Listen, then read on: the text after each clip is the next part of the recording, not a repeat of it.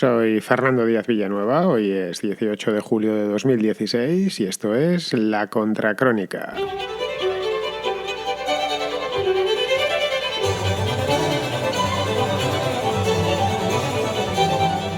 Este fin de semana se abrió la frontera entre Colombia y Venezuela, una frontera que llevaba 10 meses u 11 meses cerrada, si mal no recuerdo. Fue durante el verano pasado cuando Maduro se le hincharon, todos sabemos bien por qué, y cerró la frontera. Se le hincharon exactamente porque los venezolanos pasaban a Colombia a comprar productos de primera necesidad y eso no les sentaba bien. Algunos los pasaban y los volvían a vender en el mercado negro. Entonces echó la culpa de la escasez a los venezolanos que iban a Colombia o a los colombianos que vendían cosas en Venezuela. Ya sabéis cómo son estos cuando las cosas no salen como ellos pensaban. La cuestión es que ayer, después de 10-11 meses, se volvió a abrir durante un día nada más y cruzaron de golpe 150.000 personas. Las fotos creo que las hemos visto todos en internet, una auténtica marabunta humana cruzando los puentes sobre el río Táchira que separan, que unen, en este caso, Venezuela y Colombia. Fue una cosa como no se había visto jamás. Venezuela y Colombia comparten una frontera muy larga y la verdad es que los que andaban diciendo que en Venezuela no había necesidad el otro día lo tuvieron muy difícil para defender su postura.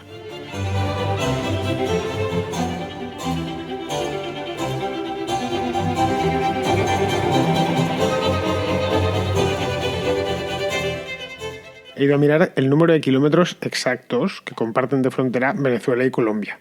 Son 2.219 kilómetros. Haceos una idea. Es una barbaridad, un disparate. Si trazásemos una línea recta, desde Madrid hasta Atenas, nos daría prácticamente el mismo número de kilómetros. Es decir, en línea recta estoy hablando, ¿no? Que despegas un avión de Madrid y aterrizas en Atenas.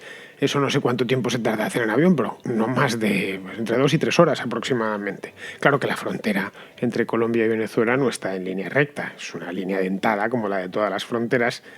Y en este caso, si la comparásemos con alguna que en España reconozcamos, pues sería casi 4 veces la frontera que hay entre España y Francia, que no es una frontera precisamente pequeña, es una frontera de unos 600 kilómetros.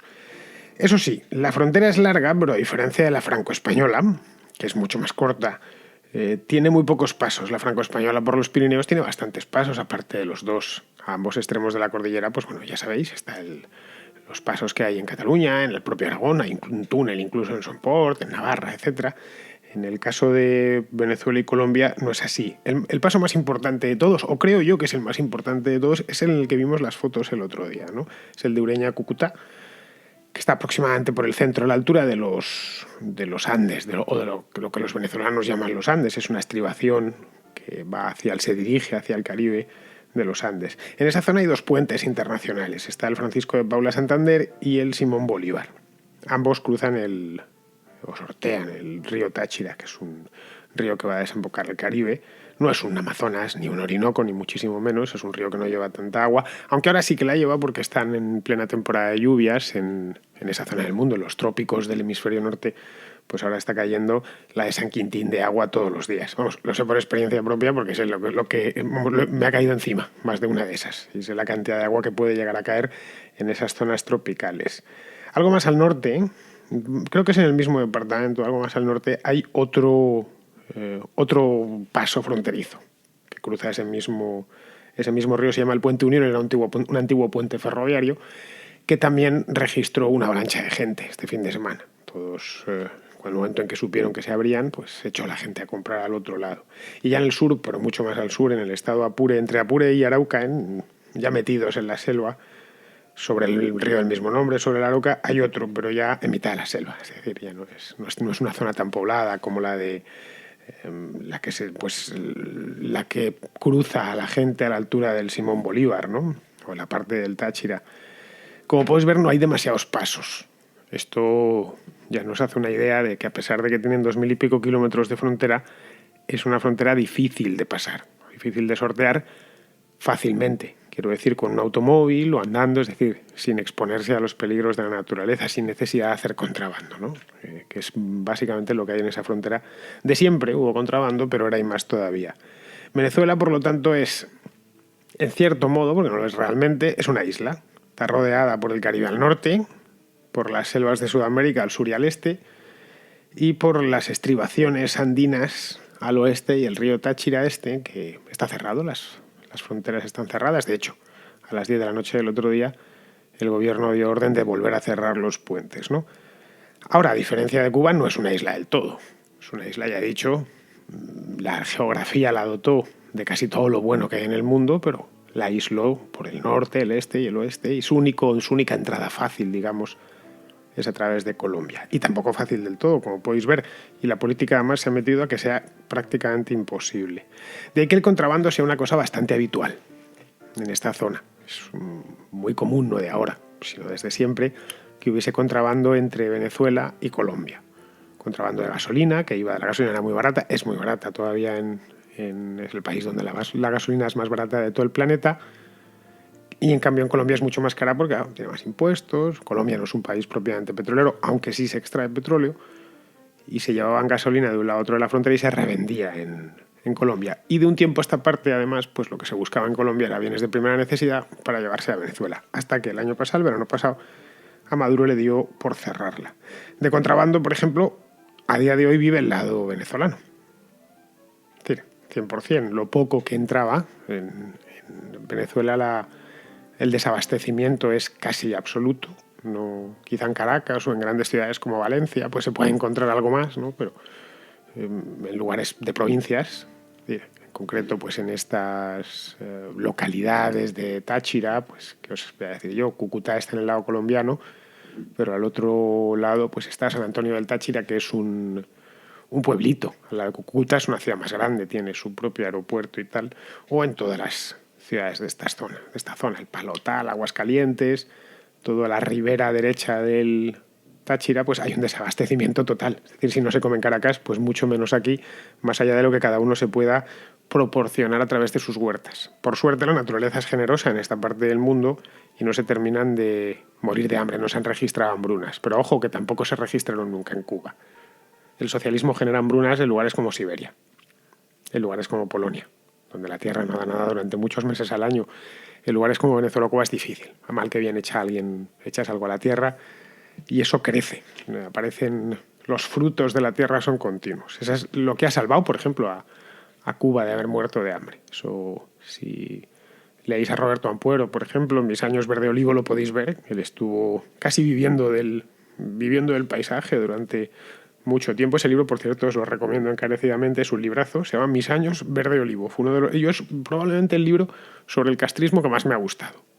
Roberto Ampuero sigue vivo, vive en Chile, es un profesor chileno y estuvo en Estados Unidos mucho tiempo, estuvo en Alemania del Este.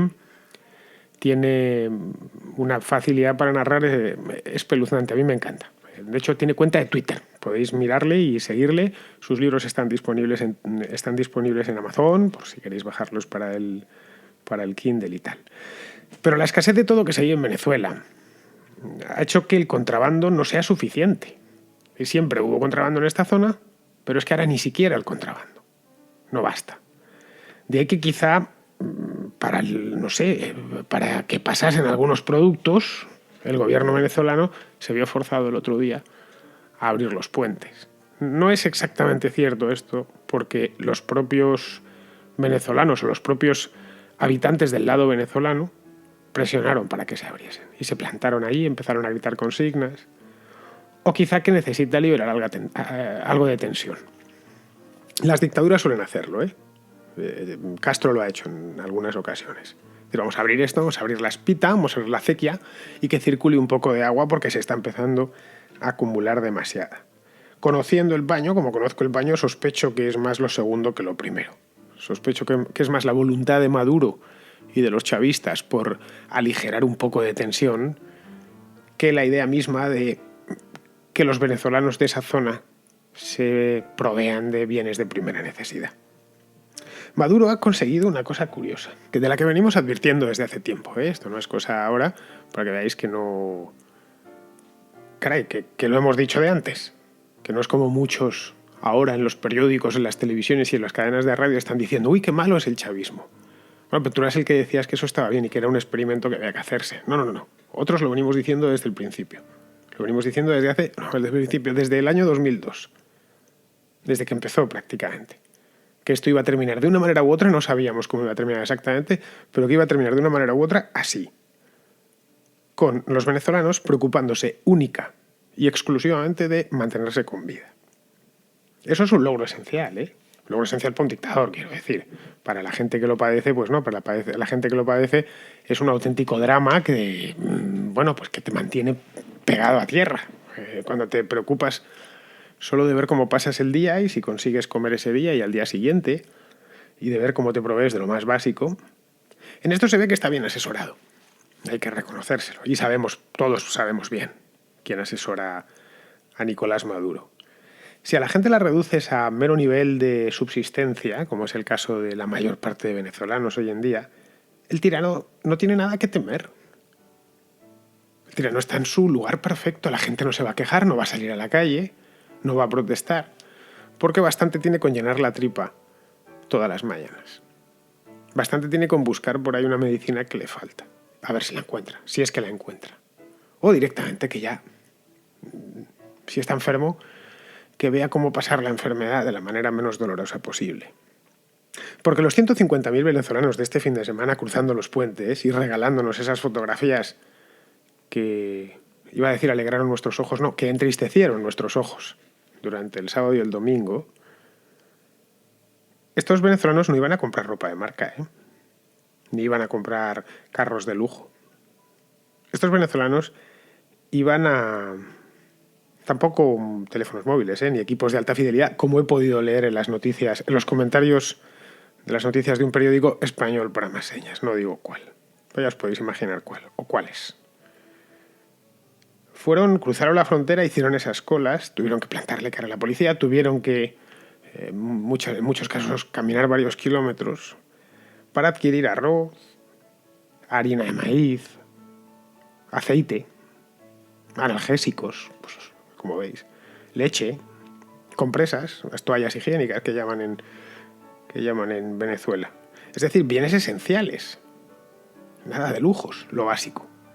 No fueron a comprar probablemente tomates, porque es que el tomate lo pueden cultivar en su huerta. Ya digo que esta zona del mundo, la cuenca del río Táchira, es muy fértil. Pero no se puede vivir solo de tomates. Si estás enfermo necesitas analgésicos. Si eres una mujer y estás con el periodo necesitas una compresa. Te podría venir el clásico revolucionario digno y decirte, pues no hace falta, nuestras quintas abuelas no utilizaban compresas. Eran auténticas venezolanas. Porque es muy típico de los socialistas de cuando lo han arruinado todo, entonces te exigen como un extra de dignidad. Te dicen, te vas a vivir ahora como en el siglo XVIII, porque esto es lo realmente digno.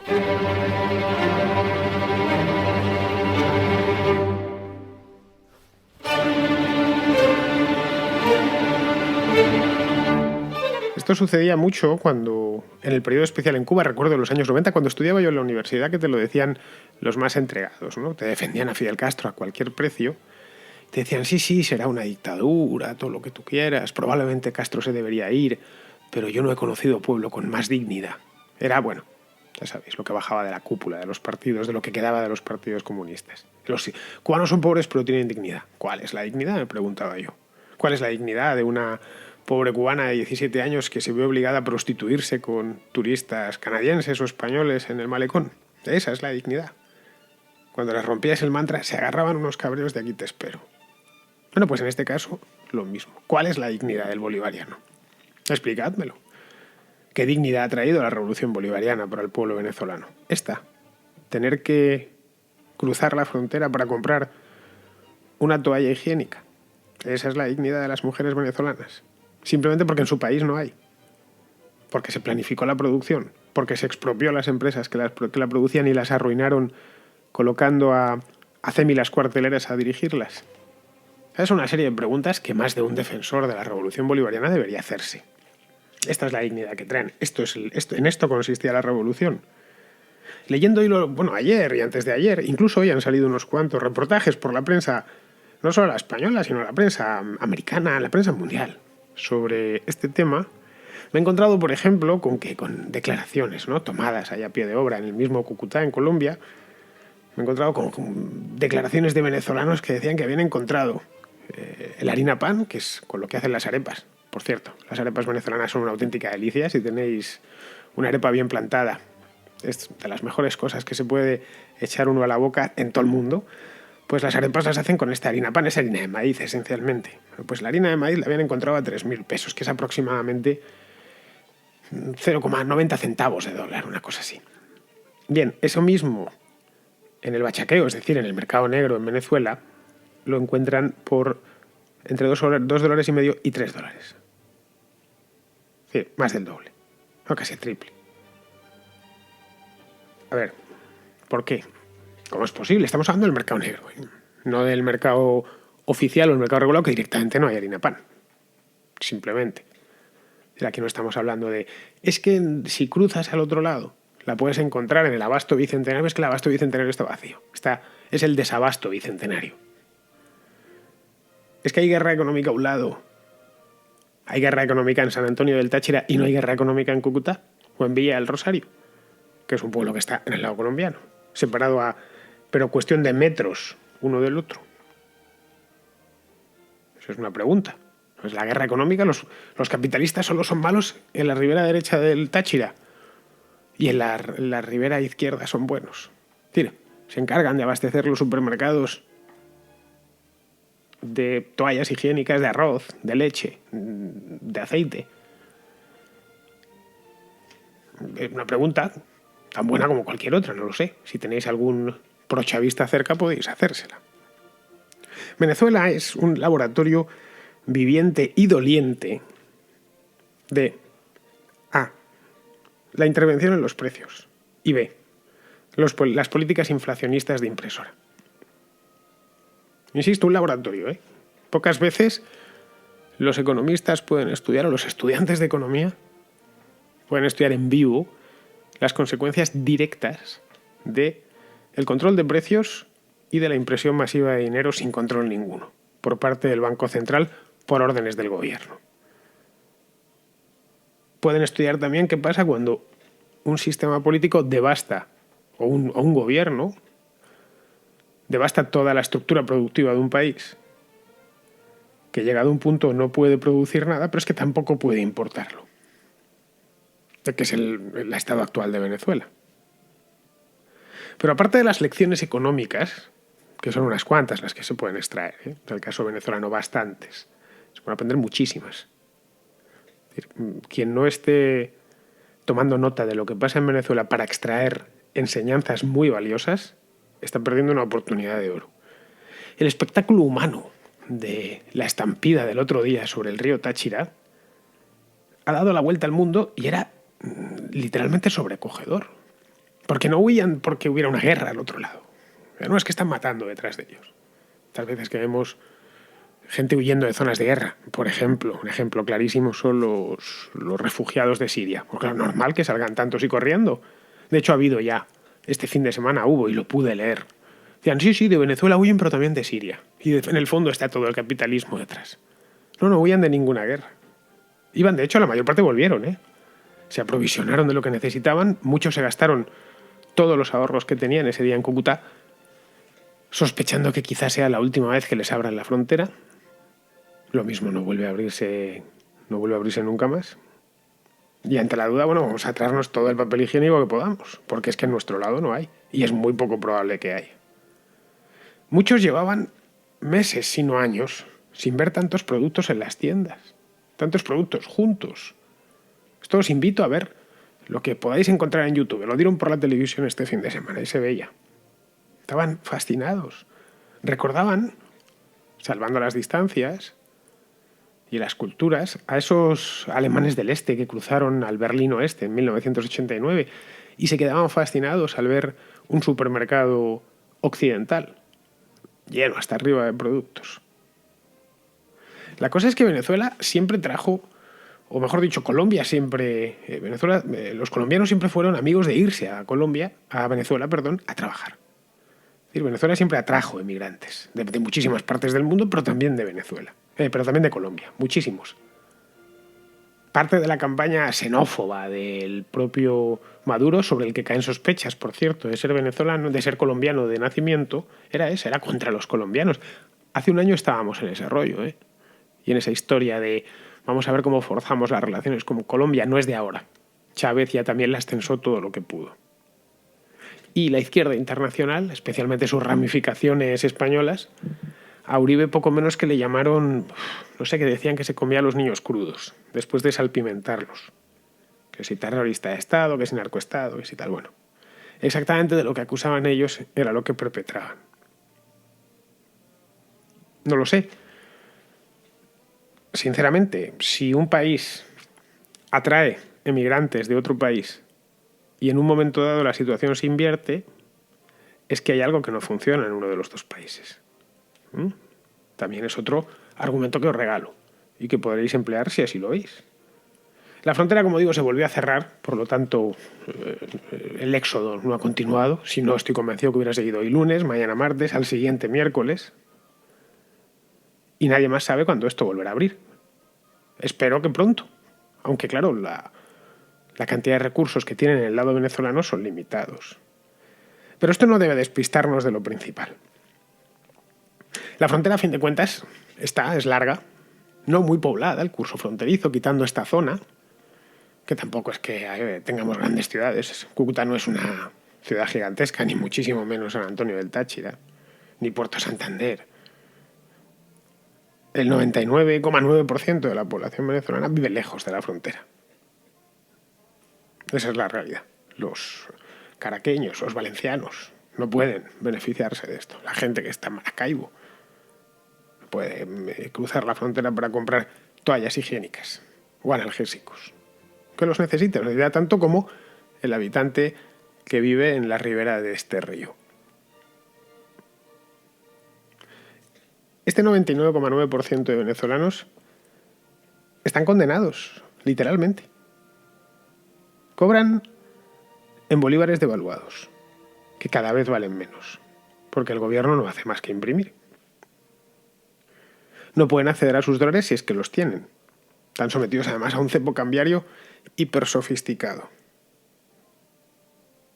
Y cada vez, en el caso de que pudiesen, aunque tuviesen, no sé, dólares debajo del colchón en la cama, y quisiesen salir del país en avión, porque está visto que por tierra no pueden, cada vez hay menos vuelos. Lo vimos hace poco, ¿no? Que Lufthansa había dejado de volar. Creo que desde Europa ya solo queda Iberia. Y sin demasiado convencimiento. Los venezolanos, en definitiva, son rehenes de la revolución. Rehenes de un régimen militarista, clientelar, demagogo y populista, corrupto y mafioso. Un régimen que somete por el miedo y que no esconde de ninguna manera ya su vocación totalitaria. Sé que ahora hay mediadores y que está la cosa un poco... se ha internacionalizado, ¿no? Está Felipe González cada 2x3 escribiendo en El País columnas en contra del chavismo, en este caso, para bien. De hecho, Zapatero anda por ahí. No sé, anduvo la semana pasada, se le oía. Que Dios los pille confesados. A los venezolanos, quiero decir. A nosotros nos pilló sin confesar. Y mirad lo que nos pasó. Pero vamos, de nada va a servir, ¿eh? Puede Zapatero irse a vivir a Caracas. Lo siento por los caraqueños, pero bueno, mejor que esté en Caracas que esté en Madrid. Pero puede pasarse ahí toda la vida ya. Haciendo footing por las mañanas, haciendo running, que le gusta. Que no va a servir absolutamente para nada. Hoy por hoy, y vamos, lo digo, porque no va a servir para nada. Hoy por hoy el chavismo no es más que una banda organizada de maleantes que ha secuestrado un país y que lo está depredando a conciencia. Esto es un hecho. No me estoy inventando nada. Cuando digo que es una banda de maleantes, es que es una banda de maleantes. No, pero los han elegido. No. Han elegido al presidente. Y de aquella manera. Que esto me dan ganas un día de hacer una contracrónica sobre las elecciones de 2013. Si no fuese porque este es un programa de actualidad puramente periodístico, la haría. Bueno, quizá utilice la contrahistoria para esto. Pues las elecciones de 2013, las presidenciales, fueron de juzgado de guardia. Pues bien, esta banda de maleantes, repito, tiene a los venezolanos como rehenes. Amigos, se habla de esto, pues pronto dejará de hacerse, porque aquí está la Podemoticia. está insultando a esta ciudad a través de los insultos que vierte a este alcalde. Y dejen gobernar, pero piensen en que cuando están atacando a este alcalde en términos partidistas para desgastarle, están también haciendo ustedes un flaco servicio porque están poniendo el nombre de Zaragoza por los suelos. O sea que aprendan ustedes también a distinguir en su quehacer político. Muchas gracias. Me he quedado en shock después de haberle oído a usted la pregunta diciéndome eso de que si se meten conmigo, atacan a Zaragoza, ¿no? Y la verdad es que, señor Santiesteve, me ha sonado viejísimo. Me ha sonado tan viejo como era Luis XIV, ¿no? Era Luis XIV quien decía eso de el Estado soy yo. Es decir, hablaba del despotismo ilustrado. Después de Luis XIV yo creo que ha habido muchos seguidores, ¿no? Me venía a la cabeza Pujol, ¿no? Me venía a la cabeza Pujol diciendo si me atacan a mí, atacan a Cataluña, ¿no? Y ha sido imposible no generar un hilo conductor entre lo que oímos en Venezuela, ¿no? Y oímos al señor Maduro, es decir, si me atacan a mí, atacan al país, ¿no? Y aquí acabamos de oír ahora que si atacábamos al alcalde de Zaragoza, si criticamos la gestión del alcalde de Zaragoza, lo que hacemos es criticar y atacar a la ciudad de Zaragoza. Mire, señor alcalde, yo no sé si usted eso se lo ha escrito o lo ha dicho sobre la marcha, pero le rogaría que improvisara, porque la imagen que ha dado ha sido bastante patética. Pues a veces pasa que, como veis, el PP se defiende. Esto que acabáis de oír es iba a decir rifirrafe, pero es que no es un rifirrafe propiamente dicho, pero sí un trocito, un extracto minúsculo de un pleno del Ayuntamiento de Zaragoza. Santiesteve se cabrea porque si se meten con él, se meten con la ciudad. Yo siempre supe que llevaban un déspota dentro, lo sabía perfectamente. Todo iluminado lleva un déspota dentro, todo, sin excepción. Entonces, lo mismo que le vemos en el Kichi, lo que pasa es que el Kichi lo hace más a su manera, un poco más chavistona, y en el caso de Santiesteve es más gentleman, ¿no? Un poco más izquierda instalada de toda la vida, serratina. El PP parece que no les está, en algunos sitios, no en todos. En Madrid, por ejemplo, Percival sí que les acude. Y en este caso, este hombre del PP se llama Jorge Azcón. Y están empezando a plantarles cara. A ver, Santiesteve, meterse con el político no es meterse con la ciudad. De hecho, meterse con el político es defender a la ciudad. El patriota, el auténtico patriota, es aquel que defiende a su país de sus políticos. Así que criticar a Mariano Rajoy es la manera más directa para ser un patriota. Y criticar al que manda, criticar al politicastro. Esto, evidentemente, no lo iba a decir Jorge Azcón, pero para eso estoy yo, para eso os lo digo yo. Muy bien, pues con esto, como viste, por cierto, Azcón ha sacado también a Maduro de paseo. Este hombre, yo no sé, los chavistas creo que deberían empezar a ver si lo sustituyen, porque cada día que pasa ahí, su revolución, es decir, su sistema de depredación sistemática de los venezolanos y de las riquezas de Venezuela, se les hace más difícil. Así que yo que vosotros, Diosdado and Company, yo les cambiaba. Ponía otro. Este está muy gastado. Pero bueno, oye, por otro lado, si yo lo veo desde mi lado, casi mejor que lo dejéis ahí hasta que terminen revocándolo, que yo espero que sea pronto. Muy bien, queridos amigos, pues con esto ya he terminado. Doy cumplida la promesa que os hice a algunos de los oyentes de Colombia y de Venezuela, que escuchéis la contracrónica, de hablar de este tema. Espero que haya sido de vuestro gusto. Mi posición respecto al chavismo ha sido siempre clara y manifiesta. Podéis mirar en mi página web. Hay un montón de artículos publicados desde hace muchos años sobre la revolución bolivariana, en vida de Chávez, por supuesto, pero cuando digo muchos años es muchísimos años, vengo escribiendo este tema y no ha cambiado ni un ápice, siempre he estado en la misma línea, contra el chavismo y a favor de la libertad y de la democracia en Venezuela. Así que yo lo siento, pero no tengo que esconderme, siempre estuve en el mismo lugar. Muy bien, queridos amigos, pues con esto termino. Hasta mañana.